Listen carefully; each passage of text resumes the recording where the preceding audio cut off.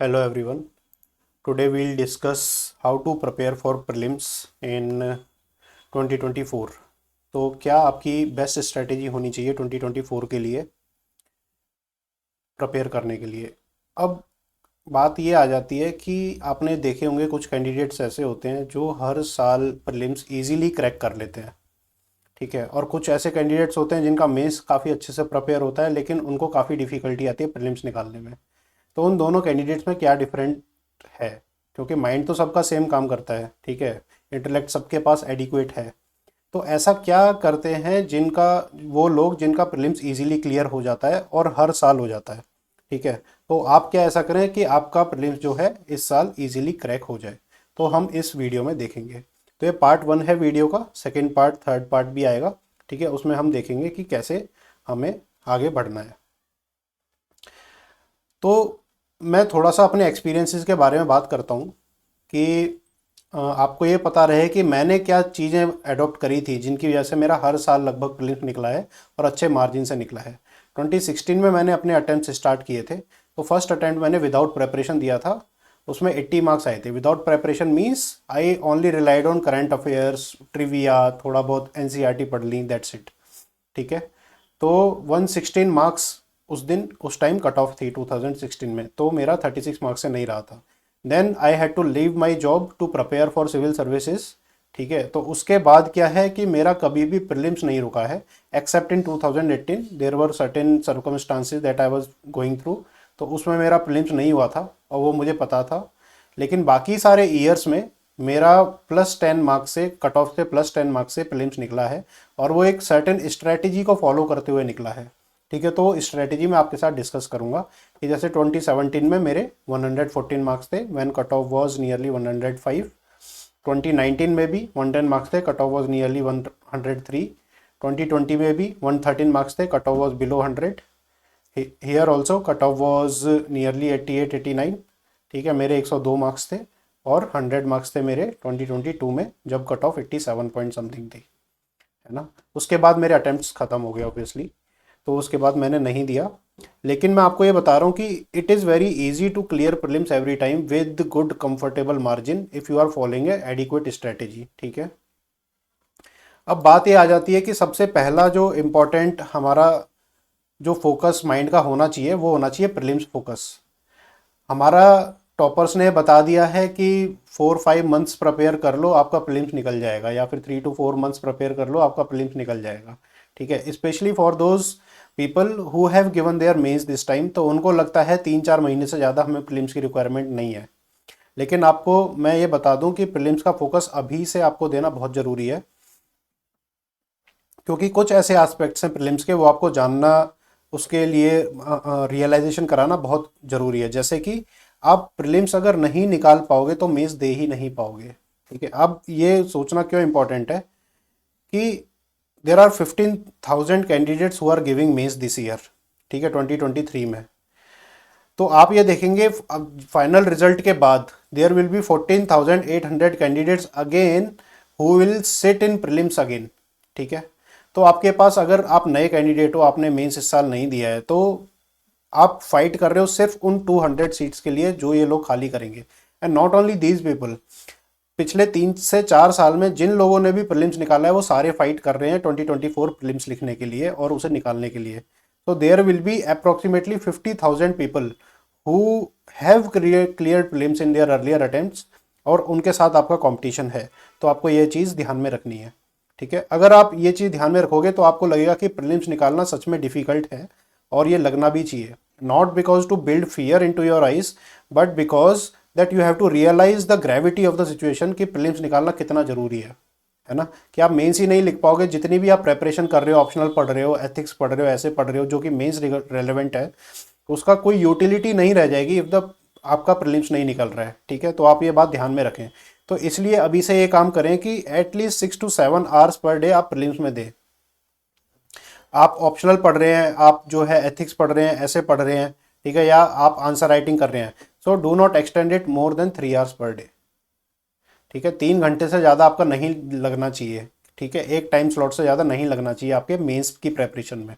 तो 6 to 7 hours per day आप total prelims पे फोकस करें, ठीक है। दूसरी चीज़, कि अगर आपका प्रीलिम्स नहीं निकलता है ना तो आप ज़ीरो पे चले जाते हो वापस से। ज़ीरो पे कैसे चले जाते हो कि अगर आपको ये लगता है कि जैसे आपने 70% इस साल तैयारी कर ली है, 30% आपका सिलेबस बचा है, वो अगले साल कर लोगे 30%, तो आप प्रीलिम्स के लायक हो जाओगे। ऐसा नहीं होता है, क्योंकि ये जो आपने 70% कवर किया है ये 3 महीने में आप भूल जाओगे। ये 3 महीने में आपका ज़ीरो हो जाएगा बिल्कुल। उसके बाद इसको रिवाइज करने में डबल एफर्ट लगेगा। क्यों लगेगा? क्योंकि फर्स्ट टाइम जब आपने पढ़ा था तो विद क्यूरोसिटी पढ़ा था, ठीक है, विद योर ब्लैंक माइंड पढ़ा था। आप कुछ इन्फॉर्मेशन ऑलरेडी लिए हुए हो, आपको वो वापस रिवाइज करने में, सेम चीज़ पढ़ने में काफ़ी ज़्यादा मेहनत लगेगी, ठीक है। तो एफर्ट 2 टाइम्स इंक्रीज हो जाएगा सिर्फ इसी 70% को पढ़ने में, और 30% आपको एक्स्ट्रा पढ़ना है ना। इसके बाद आपके पास 3 ऐसी चीज़ें रहेंगी जो कि आपके अगेंस्ट में काम करेंगी। पहले तो फाइनेंसिस, ठीक है। पिछले साल क्या था, आपके फाइनेंसिस काफ़ी अच्छे थे, ठीक है, आपको इशू नहीं था ऐसा फाइनेंसिस का, क्योंकि आपने माइंड प्रिपेयर करके आए थे प्रेपरेशन करने के लिए। अब फाइनेंसिस नहीं है आपके पास। दूसरी चीज़ है फैमिली सपोर्ट आपका डिमिनिश हो जाएगा, क्योंकि आपका एक बार प्रीलिम्स नहीं निकला है तो फैमिली थोड़ी सी अगेंस्ट हो जाती है, तो उससे और भी इश्यूज आने शुरू हो जाते हैं, ठीक है। और तीसरी चीज़ है डीमोटिवेशन। अगर आपका कुछ मार्जिन से निकला है तो भी इशू है कि आपको ये लगता काश मेरे थोड़े और नंबर आ जाते, काश मैं ये क्वेश्चन सही कर देता। अगर आपका ज़्यादा मार्जिन से निकला है तो आपको खुद पे ही डाउट होने लग जाएगा क्या मैं इस जर्नी के लायक हूँ कि नहीं हूँ, ठीक है। तो दोनों केसेस में डिमोटिवेशन रहता है। तो इन तीनों चीज़ों से फाइट करने के लिए आपको 2 टाइम्स और ज़्यादा एफर्ट लगाना पड़ेगा। तो आपको 4 to 5 टाइम्स ज़्यादा एफर्ट लगाना पड़ेगा नेक्स्ट ईयर अगर प्रीलिम्स नहीं निकला तो। कहने का मतलब ये है, आपके लिए ईजी नहीं रहेगी जर्नी नेक्स्ट ईयर। तो इसलिए माइंड में ये प्लान बना लो कि निकालना है तो इसी साल निकालना है, वरना फिर दूसरे एग्जाम्स पे फोकस करो। दूसरे एग्जाम पे जब फोकस करोगे ना तो आपकी यूपीएससी की रेलेवेंसी लॉस हो जाएगी। जैसे कि आपका नहीं निकला तो पूरा 1 साल है आपके पास नेक्स्ट ईयर प्रीलिम्स देने का, तो पूरे साल तो आप प्रीलिम्स के लिए पढ़ते नहीं रहोगे, ठीक है। तो आपका माइंड डाइवर्ट होगा, घर वालों से कुछ सलाह आएगी, दोस्त कुछ सलाह देंगे आपको, तो आपका माइंड कहाँ जाएगा? एसएससी, बैंक, रेलवे, ठीक है, आरबीआई, स्टेट सर्विसेज, तो इन सब में आपका माइंड जाएगा, ठीक है। और जब आप इनकी तैयारी करते हैं तो आपको पता है थोड़ी सी इनकी तैयारी डिफरेंट होती है देन सिविल सर्विस। तो जब आप इन सर्विसेज में फोकस करेंगे तो सिविल सर्विस की रेलेवेंसी आपके लिए लॉस्ट हो जाएगी। यूपीएससी निकालना आपके लिए बहुत डिफरेंट हो जाएगा और आपका माइंड फ्रेम जो है ना वो यूपीएससी से कम्प्लीटली हट जाएगा। इट्स नॉट दैट कि ये जो एग्ज़ाम्स हैं खुद में अच्छे नहीं है, ये एग्ज़ाम सारे अच्छे हैं, आप इनको निकालें, अपनी लाइफ एंजॉय करें, लेकिन यूपीएससी के बारे में मत सोचें। यूपीएससी अगर आपको निकालना है तो प्रॉपरली माइंड फ्रेम इसी रिगार्डिंग करना पड़ेगा कि हमें सिर्फ एक ही एग्ज़ाम हाथ में लेके चलना है जब यूपीएससी निकलता है, otherwise it is very difficult to clear, ठीक है। ये मैं अपने एक्सपीरियंस से बता रहा हूँ। 1000 of candidates I have seen who have got their services in other jobs but they are not able to pursue their UPSC dream again. और ज़रूरत भी नहीं है कि ये जॉब खुद में ही इतनी अच्छी है, आप इनमें दिमाग लगाएं। लेकिन कहने का मतलब ये है कि अगर इस बार प्रीलिम्स नहीं निकला तो आप यूपीएससी फिर भूल जाओ, ठीक है। इतना ज़्यादा कंपटीशन है कि आप अगले साल भी क्लियर कर लो तो बहुत बड़ी चीज़ है, तो इसलिए आपको इसी साल क्लियर करना है एनी हाउ, ठीक है। अब हमने प्रीमाइस सेट कर दिया है कि प्रीलिम्स निकालना है तो इस साल निकालना है, अगले साल का कोई मतलब है ही नहीं। माइंड में ये गेम तो आना ही नहीं चाहिए कि हम अगले साल देख लेंगे, इस साल हम इतना कर लेते हैं, नहीं, इसी साल निकालना है। अब बात ये आती है कि प्रीलिम्स निकाला कैसे जाए।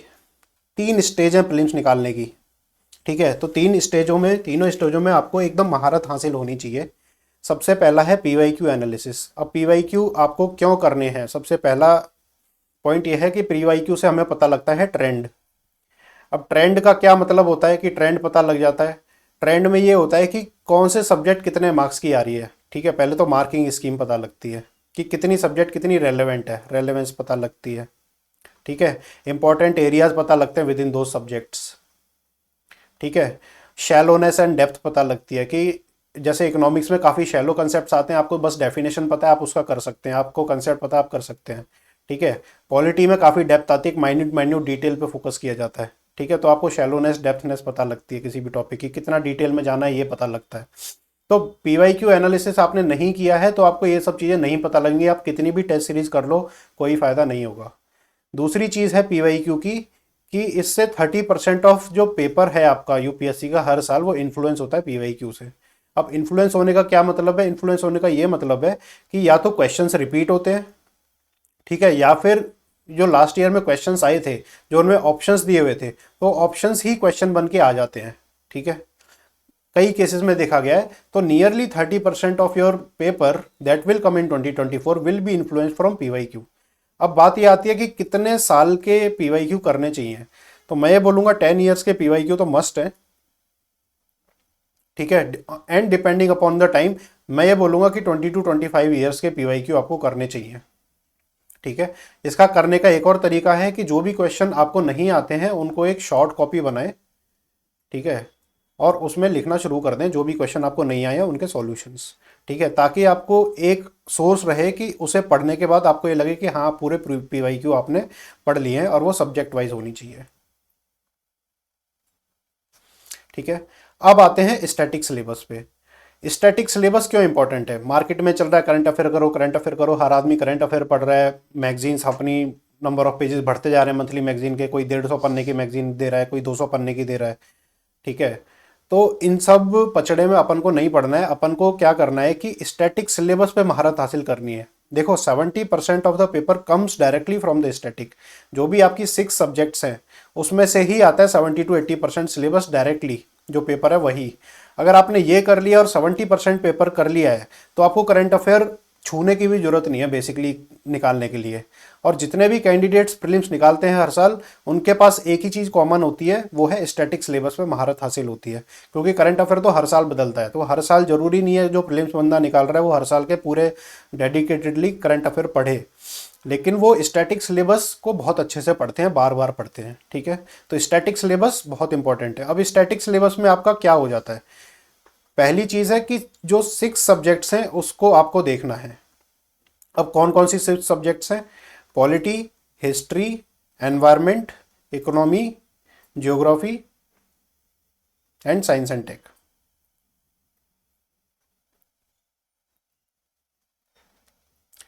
अब ये 6 सब्जेक्ट्स हैं, इसमें आपको इक्विटेबल फोकस देना है। अब इक्विटेबल फोकस ये नहीं है कि अभी से जितना टाइम आपको मिला है उसमें इक्वली डिवाइड करो, नहीं। उसका ये मतलब है कि अगर आपका मान लो साइंस एंड टेक स्ट्रांग है तो आप उसमें एट 3 वीक्स की जगह 2 वीक्स दे सकते हैं। ठीक है, अगर आपका ज्योग्राफी वीक है तो इसमें 2 वीक्स की जगह 3 वीक्स दे सकते हैं। तो मॉड्यूलेट बाय योरसेल्फ, लेकिन होना ये चाहिए कि 3 वीक्स पर सब्जेक्ट स्टैंडर्ड होता है। ठीक है, स्टैंडर्ड होता है, आपको ये देना ही चाहिए। दूसरी चीज़ ये है कि हर सब्जेक्ट इंपॉर्टेंट है, आप किसी को नेग्लेक्ट नहीं कर सकते। हर सब्जेक्ट इंपॉर्टेंट कैसे है? तो 10 to 15 मार्क्स जो पेपर है, questions basically 10 to 15 questions come from every subject every year. Every subject every year, किसी में कम आता है तो किसी में थोड़ा सा ज़्यादा हो जाता है, लेकिन average 10 to 15 question her 6 subject में से आता ही आता है। ठीक है, तो आपको ये इंश्योर करना पड़ेगा कि सारी सब्जेक्ट इक्विटेबली कवर हों। ठीक है, दूसरी चीज, सबसे बड़ी चीज क्या फोकस करनी है? वन सोर्स पर सब्जेक्ट आपको फोकस करना है। वन सोर्स पर सब्जेक्ट। देखो कोई भी सोर्स पूरा नहीं होता अपने में। जैसे अगर लक्ष्मीकांत भी पढ़ोगे ना पॉलिटी की, तो उसमें भी 60% to 70% ही कवर रहता है, बाकी 30-40% नहीं रहता है। वो कहाँ से कवर करेंगे मैं बताऊंगा। ठीक है, लेकिन आपको ये स्टिक करना है कि एक ही सोर्स पढ़ें, चाहे वो कम ही कवर कर रहा है कोई बात नहीं, लेकिन आप उसी सोर्स को पढ़ें, दूसरा सोर्स फॉलो ना करें। ठीक है, दूसरे सोर्स में आप कैसे अपनी लर्निंग ऐड करोगे वो मैं बताऊंगा। ठीक है, लेकिन अभी आपको ये फोकस करना है कि एक सोर्स पकड़ें जो कि मोस्ट कॉम्प्रिहेंसिव हो, जो कि एक स्टैंडर्ड हो। ठीक है, नॉन स्टैंडर्ड सोर्स ना करें, स्टैंडर्ड सोर्स सिर्फ एक सोर्स करें। जैसे कि हिस्ट्री की हो गई हमारी मॉडर्न हिस्ट्री की स्पेक्ट्रम। ठीक है, एनवायरमेंट की होगी शंकर आईएएस। ठीक है, इकोनॉमिक्स की हो गए जैसे मुरनाल सर के नोट्स हो गए या फिर श्रीराम आईएएस के नोट्स हो गए। ठीक है, तो इस तरीके का एक सोर्स पर सब्जेक्ट आपको कवर करना है। ठीक है, तो ये आपका स्टैटिक सिलेबस हो गया। अब आती है बात करंट अफेयर की। देखो करंट अफेयर में पहले हम डिस्कस करेंगे क्या नहीं करना है, not to do, don't dos. पहली चीज है ओवरडू नहीं करना है। ठीक है, आपको ये देखना है कि करंट अफेयर कितना आता है। 20 से 30% इन्फ्लुएंस होता है करंट अफेयर से, जो एग्जैक्ट करंट अफेयर आता है वो 10 से 15% भी नहीं आता है। ठीक है, तो जितना टाइम करंट अफेयर आ रहा है उतना ही टाइम आपको देना है।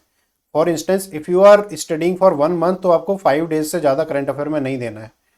ठीक है, नॉट मोर देन 5 डेज। अगर आप डेली करंट अफेयर पढ़ रहे हो तो नॉट मोर देन 3 आवर्स आपको देने हैं।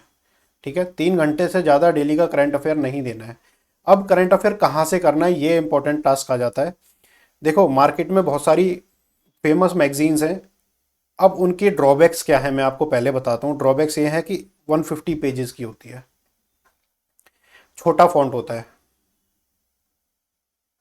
तो एक पेज में कम से कम नहीं तो 15-20 फैक्ट होते हैं, दुनिया भर के स्कीमेटिक डायग्राम होते हैं। अब इतना सब करोगे तो एक मैगजीन को पढ़ने में आपको 10-15 डेज लग जाते हैं, आप ये देखो, ठीक है। एक एवरेज स्टूडेंट को 5 to 15 डेज के बीच में लगते हैं, तो वो काफ़ी टाइम ज़्यादा हो जाता है करंट अफेयर में देने के लिए। और आप न्यूज़पेपर पढ़ रहे हो वो अलग है, ठीक है। तो आप ये ट्राई करें कि ऐसी मैगजीन ना पढ़ें जो कि काफ़ी कॉम्प्लिकेटेड है। इससे अच्छा कोई छोटी कोचिंग की सिंपल मैगजीन आप पढ़ें जिससे कि आपको समझ में ज़्यादा आए, ठीक है। रोट लर्निंग ना करें, फैक्ट्स क्रैम करना, ठीक है, स्कीमेटिक्स रटना, ये सब करना ज़्यादा ज़रूरी नहीं है। आपको क्यों और क्या पता है ना उस चीज़ का, कि कोई भी एक टॉपिक आया तो वो कहाँ से आया है, क्यों आया है, बस इतना ही इंपॉर्टेंट है। इससे ज़्यादा आपको नहीं पढ़ना है ना। इससे ज़्यादा पढ़ोगे तो नुकसानदायक है। तो ज़्यादा फैक्ट्स क्रैम नहीं करने, करंट अफेयर को सिर्फ अपना 20% जितना वो एग्जैक्टली पेपर में आता है उससे ज़्यादा टाइम देना नहीं है, और किसी सिंपल मैगजीन को आप फॉलो करें। अब तीसरी चीज़ ये आ जाती है, सबसे इंपॉर्टेंट है रोल ऑफ टेस्ट सीरीज़। कि टेस्ट सीरीज़ हमें बहुत ज़्यादा ज़रूरी हो जाती है कवर अप करने के लिए सिलेबस को, और रिवाइज करने के लिए, और प्रैक्टिस करने के लिए। अब टेस्ट सीरीज़ क्यों इंपॉर्टेंट हो जाती है कि सबसे पहले टेस्ट सीरीज़ में हमारा सिलेबस रिवाइज हो जाता है। सिलेबस कैसे रिवाइज हो जाता है कि एक क्राइटेरिया मैं आपको बताता हूँ। क्राइटेरिया ये है कि if you have done 400 to 500 questions पर सब्जेक्ट, तो उसके जितने भी इंपॉर्टेंट टॉपिक्स हैं वो सारे कवर हो जाते हैं इन 400 to 500 क्वेश्चंस में। तो ये बहुत मस्ट है कि डू 400 to 500 क्वेश्चन पर सब्जेक्ट। तो उससे रिवीजन पूरा हो जाता है, कंप्लीट रिवीजन हो जाता है, ठीक है, 100% रिवीजन हो जाता है। अब ये जो रिवीजन है ये बेटर है बुक पढ़ने के, ठीक है, because it's active revision. Active revision क्यों है ये? इसलिए है कि कोई भी आपको डाउट आता है ना, उसके बाद आप उस चीज़ को पढ़ते हो जाके बुक में, तो वो काफ़ी लॉन्ग टाइम के लिए रिटेन रहता है, because it is derived out from A question, it is derived out from A curiosity. Curiosity develop हो जाती है अगर कोई डाउट आता है। अगर आप डायरेक्टली बुक में पढ़ रहे हो, आपके कंसेप्ट क्लियर नहीं होते, लेकिन क्वेश्चन करने के बाद वो आपका गलत हो जाता है, उसके बाद आप रिजोल्व करते हो, तो आपका क्यूरोसिटी बढ़ जाती है उस टॉपिक को पढ़ने के लिए, और आप ज़्यादा टाइम तक रिटेन कर पाते हो। तो एक्टिव रिवीजन होता है, that is why the questions are very important to do, ठीक है। दूसरा है इसका, ये मिस्ड टॉपिक कवर हो जाते हैं जितने भी होते हैं। जैसे कि मैंने आपको बताया कि एनी स्टैंडर्ड सोर्स कितना भी अच्छा सोर्स हो, जैसे स्पेक्ट्रम हो गया हिस्ट्री का, तो वो भी 70% से ज़्यादा कवर नहीं करता है हिस्ट्री को, ठीक है, मॉडर्न हिस्ट्री को। तो बाकी का 30% आप कहाँ से करें लर्निंग को, ठीक है। वो 30% आपकी आती है टेस्ट सीरीज से। कि अगर आप 400 to 500 क्वेश्चन हिस्ट्री के कर जा रहे हैं, लाइक 300-400 क्वेश्चन मॉडर्न हिस्ट्री के कर जा रहे हैं, तो उसके अलावा उसमें आपको ज़रूरत नहीं है कुछ भी करने की। पहले तो इसका रिवीजन हो जाता है, और 20 to 30% क्वेश्चन ऐसे रहते हैं जो आपके स्टैंडर्ड सोर्स में रहते ही नहीं है, तो वो आपके कवर हो जाते हैं, ठीक है, थ्रू टेस्ट सीरीज। अब वो जो क्वेश्चंस आपके स्टैंडर्ड सोर्स में नहीं है बट वो टेस्ट सीरीज में है, उनको आप एक अलग से कॉपी बना के नोट कर लीजिए एरर नोट के फॉर्म में, ठीक है। तो वो आपका एक पूरा सिलेबस जो भी मिस्ड टॉपिक्स हैं वो कवर हो जाएंगे। माइंड यू कि जो भी मिस्ड टॉपिक्स हैं, अगर वो आपको लगता है कि उस सेकेंडरी बुक से आए हुए हैं, तो मैं ये सजेस्ट करूंगा कि आप उस सेकेंडरी बुक को ना पढ़ें। जो भी आपके मॉडल आंसर्स में दिया हुआ है सिर्फ उसको लिख लें, उसी पर भरोसा करें, ठीक है। क्योंकि काफ़ी हेक्टिक हो जाता है आगे जाके 3-4 सोर्सेज को रिवाइज करना। तो बेसिकली ये revision of sources are very important. तो इससे टेस्ट सीरीज का रोल है कि वो मिस्ड टॉपिक को कवर कर देती है, ठीक है। अब कितने क्वेश्चन करने चाहिए कि आपके कवर हो जाएं? तो मैं ये बोलूँगा not more than 400 to 500 question पर सब्जेक्ट, इससे ज़्यादा नहीं करना है। एंड ट्रीट करंट अफेयर ऐसे सब्जेक्ट, तो करंट अफेयर में भी 500 क्वेश्चन आप लगा लीजिए, ठीक है। तो टोटल अगर 6 सब्जेक्ट है, 7 सब्जेक्ट करंट अफेयर है, तो आपके 3500 to 4000 क्वेश्चन हो गए, 4000 क्वेश्चन हो गए। तो इससे ज़्यादा नहीं करना है। दो तरह के लोग होते हैं जो टेस्ट सीरीज करते हैं। एक तो 2-3 इंस्टीट्यूट की कर जाते हैं टेस्ट सीरीज, लाइक 70-80 टेस्ट लगा लिए, तो नियरली वो 7000 to 8000 क्वेश्चन कर लेते हैं। दूसरे लोग होते हैं जो सिर्फ एक या दो इंस्टीट्यूट पे मैक्सिमम रिलाई करते हैं, कि एक इंस्टीट्यूट से उन्होंने जो है सेक्शनल टेस्ट कर लिए, एक इंस्टीट्यूट से फुल लेंथ टेस्ट कर लिए, ठीक है। तो दोनों के मिला के 3 to 4 के क्वेश्चन कर लिए, लेकिन इन क्वेश्चंस को वो अच्छे से रिवाइज कर जाते हैं। तो ये हमेशा बेटर स्ट्रेटेजी है। Don't go for more number of questions, go for less number of questions but comprehensive and revise them twice and thrice.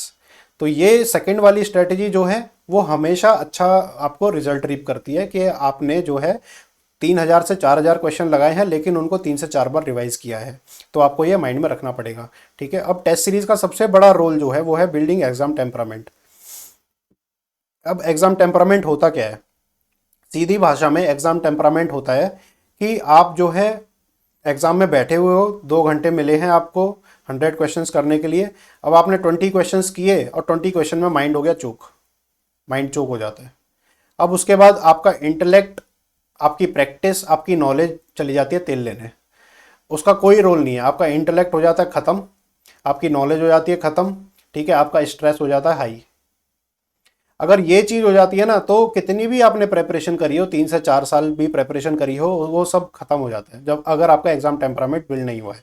अब एग्जाम टेम्परामेंट जो है वो 1 साल पहले आपने क्या तैयारी करी है उससे भी डिपेंडेंट नहीं है। चाहे आपने प्रीलिम्स को 50 नंबर मार्जिन से निकाला हो, कोई फर्क नहीं पड़ता पिछले साल। हर साल का नया एग्जाम टेम्परामेंट बिल्ड करना पड़ता है बिकॉज वो ह्यूमनली हैबिट है और हैबिट हमारी लास्ट के 2-3 महीने में ही डेवलप होती है। अब ये एग्जाम टेम्परामेंट बिल्ड कैसे करें?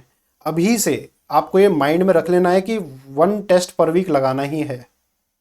अगर आपने ये नहीं लगाया तो हो जाएगी दिक्कत। अब ये टेस्ट जो है बेशक 100 क्वेश्चन का ना हो, 50 क्वेश्चंस का हो चलेगा, लेकिन आपको एक टेस्ट हर हफ्ते लगाना है।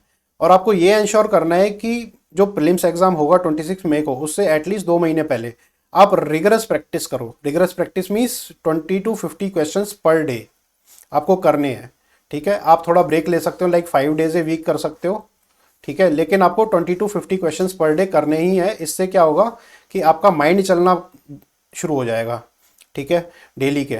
और इससे जो है गट फीलिंग डेवलप हो जाती है। अब गट फीलिंग क्या होती है? गट फीलिंग ये होती है कि आपको कोई भी स्टेटमेंट पढ़ के ये समझ में आ रहा है कि वो स्टेटमेंट किस हद तक सही हो सकती है और किस हद तक गलत हो सकती है। तो आपका जो इंट्यूशन है वो एकदम सही बैठे, यूपीएससी की लाइंस पे बैठे। तो ये बहुत ज़रूरी है क्योंकि इतने सारे क्वेश्चंस आते हैं, इतनी सारी स्टेटमेंट्स आती हैं which are not like coming from any source, which are judgemental in nature, ठीक है। तो आप बेटर जज कहें वो होते हैं गट फीलिंग। अब गट फीलिंग आपकी जब भी अच्छी हो सकती है जब आप डेली उसको अपने डाउट्स को रिजॉल्व करें और डेली उसको अप्लाई करें। फॉर इंस्टेंस आपने आज मान लो 50 क्वेश्चंस किए, उसमें से आपको 20 क्वेश्चंस जो हैं डाउटफुल लगे और वो गलत हो जाते हैं आपके, तो आप उनकी लर्न कर रहे हो कि मेरे क्यों गलत हुए, मेरा क्या थिंकिंग रही जिसकी वजह से गलत हुए। अब मान लो आपने कुछ लर्न किया, कुछ आपके थॉट्स बिल्ड हुए उन डाउट्स को लेके, ठीक है, और आपको 1 हफ्ते बाद दूसरा टेस्ट लिख रहे हो तो 1 हफ्ते में तो आप अपनी लर्निंग को भूल गए, ठीक है। लेकिन अगर आप कल ही टेस्ट लिखोगे तो उस लर्निंग को थोड़ा अप्लाई करोगे, फिर कल जो लर्निंग करी उसको परसों करोगे अप्लाई। तो इस तरीके से डेली एप्लीकेशन होती है, तो लूप जो है वो काफ़ी वर्चुअस लूप हो जाता है लर्निंग का। तो आप डेली करते हो तो आपका माइंड ट्रेन हो जाता है उन मिस्टेक्स को ना दोहराने के लिए, तो वो होगा डेली प्रैक्टिस से। तो इसलिए प्रीलिम्स जब आए उससे 2 महीने पहले से आपको daily MCQ solving 20 MCQ to 50 MCQ daily करना ही है, ठीक है। इस तरह का प्रोग्राम मैं भी लेके आऊँगा इन फ्यूचर, ठीक है। तो अभी के लिए इतना ही, पार्ट 1 के लिए इतना ही। पार्ट 2 में हम डिस्कस करेंगे कि नोट्स जो हैं वो कैसे बनाए जाए प्रीलिम्स के लिए और मेंस के लिए भी। अब नोट मेकिंग क्यों जरूरी है? नोट मेकिंग इसलिए जरूरी है कि आपको पूरा सिलेबस 2 से 3 बार रिवाइज करना है। अगर आपने नोट्स प्रॉपर्ली नहीं बनाए हैं तो बहुत सारा हो जाता है। क्या हो जाता है? एक तो आपकी स्टैटिक बुक्स हो जाती हैं, बहुत सारी बुक्स हैं, ठीक है। उसके बाद आपकी टेस्ट सीरीज हो जाती है। टेस्ट सीरीज में आपने लेट से 4000 क्वेश्चन भी किए हैं, ठीक है, और एक पेज में 3 क्वेश्चन आ रहे हैं, तो आपके नियरली 1000 पेज तो टेस्ट ही हो गए। आप 1000 पेजेस को रिवाइज कैसे करोगे, ठीक है। तो इसकी मैनेजमेंट कैसे करना चाहिए वो मैं नेक्स्ट उसमें वीडियो में सिखाऊंगा, ठीक है। तीसरा है कि टाइम मैनेज कैसे किया जाए, कि अभी आपके पास जो है दिसंबर, जनवरी, फरवरी, मार्च, अप्रैल, ठीक है, मई है, तो नियरली 5.5 मंथ्स हैं आपके पास प्रिपेयर करने के लिए। तो इन 5.5 मंथ्स को बेस्ट मैनेज कैसे किया जाए कि आपका बेस्ट आउटपुट आए, तो वो सब चीज़ें हम नेक्स्ट वीडियो में डिस्कस करेंगे। अभी के लिए thank you, please subscribe and stay connected for the recent videos and recent news regarding UPSC preparation. Thank you all.